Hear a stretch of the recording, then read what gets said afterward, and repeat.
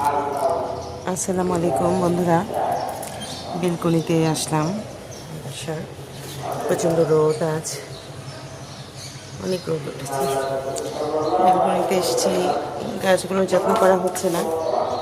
আমার এই যে করলা গাছ দেখেন, এর আগে বড় ছিল করলা, করলা ধরেছে, করলা খেয়েছি।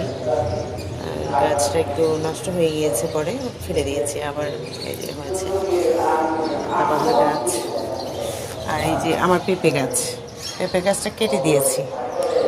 তো পেঁপেতে গাছটাতে ফুল আসে, বাট পেঁপে ওইভাবে ধরে না, ঝরে যাচ্ছে। তো আমাকে একজন বলল যে গাছটা কেটে দিলে আবার বাড়বে।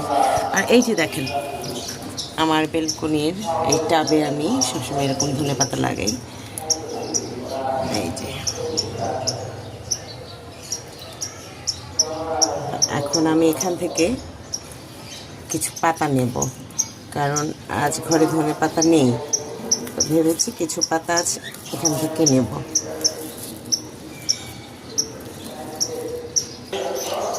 তো বন্ধুরা, এই যে অবশেষে আমি আমার টব থেকে ধনে পাতাগুলো নিয়ে নিলাম।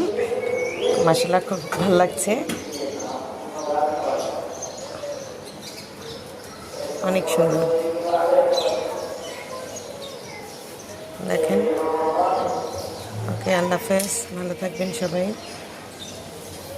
সুন্দর থাকবেন। আসসালামু আলাইকুম।